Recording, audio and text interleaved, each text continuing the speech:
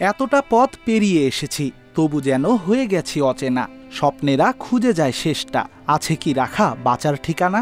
গেল বছর ডিপিএলের এই দৃশ্যটাই যেন সাকিবের জীবনের বর্তমান। কাঁধে যে চেপে বসেছে পাহাড় সমচাপ, এখন ওই পাগুলোই তো শেষ ভরসা। 18 বছর লাল সবুজ জার্সিতে জড়িয়ে থাকা সাকিব আছেন ক্যারিয়ারের অন্তিম মুহূর্তে, যে সময়টায় মানুষ স্বপ্ন সাজায় অবসর জীবনের পরিকল্পনাতে। কিন্তু সে সুযোগ আর হলো কই? হত্যা মামলা যে জড়িয়ে গেছে সাকিবের নামের পাশে।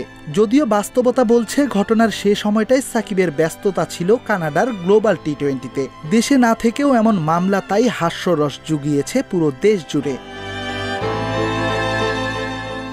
জীবনের এই ঘোর অমানিসায় সাকিব অবশ্য আলো হিসেবে পেয়েছেন দেশের ক্রিকেটটাকে, যে ক্রিকেটটাকে 18টা বছর সাকিব আলোকিত করেছেন বিশ্ব মানচিত্রে।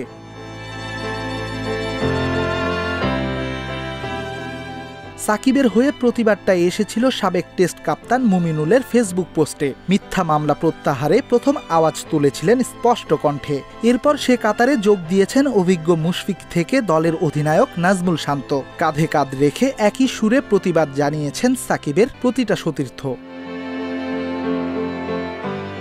রাওয়ালপিন্ডিতে উপাখ্যান লিখে দেশে ফিরেছে ঘরের ছেলেরা।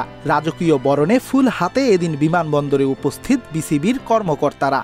ঐতিহাসিক জয় নিয়ে সবাই দেশে ফিরলেও সাকিব ছুটে গেছেন যুক্তরাজ্যে, খেলবেন কাউন্টি ক্রিকেট। দলের সাথে সাকিব না ফিরলেও প্রধান উপদেষ্টার গ্র্যান্ড রিসিপশনে সাকিব ইস্যুতে ডক্টর মোহাম্মদ ইউনুসের সাথে কথা বলবেন বাংলার কাপ্তান। সাকিব ভাইয়ের বিষয়টা নিয়ে অবশ্যই এটা একটা ডিফারেন্ট বিষয়, বাট প্রত্যেকটা প্লেয়ার সাকিব ভাইয়ের পাশে আছেন এবং এই বিষয়টা নিয়ে আমরা সবাই জানি সাকিব ভাই কতটুকু খেলার জন্য ডেডিকেটেড এবং খেলার জন্য কতটুকু পাগল, টিমের জন্য ভালো করার জন্য কতটুকু সবসময় টিমের জন্য খেলার জন্য চিন্তা ভাবনা করেই থাকেন। বাট হ্যাঁ, অবশ্যই যখন দেখা হবেন অবশ্যই এটা নিয়ে যদি কথা ওঠে প্রত্যেকটা প্লেয়ার সাকিব ভাইয়ের পাশে। এদিকে সাকিব ইস্যুতে নিজের অবস্থান আগেই পরিষ্কার করেছেন বিসিবির নতুন সভাপতি ফারুক আহমেদ। মামলা প্রমাণ হওয়া না অবধি দেশের হয়ে প্রতিনিধিত্ব করতে বাধা নেই সাকিবের। গুঞ্জন আছে এই সময়ে সাকিবকে আইনি সহায়তাও দেবে দেশের ক্রিকেট বোর্ড। জীবনের এই কঠিন সময়টায় দেশের পুরো ক্রিকেট যেন সাকিবকে আগলে রেখেছে পরম মমতায়। ধেয়ে আসা প্রবল ঝড়েও সাকিব হয়তো খুঁজে পাচ্ছেন বড় ভরসা। চ্যাম্পিয়ন্স ট্রফিটা যে খেলতে হবে সাকিবকে, চাপমুক্ত থেকেই সাজাতে হবে ক্যারিয়ারের শেষ টুর্নামেন্টটার পরিকল্পনা।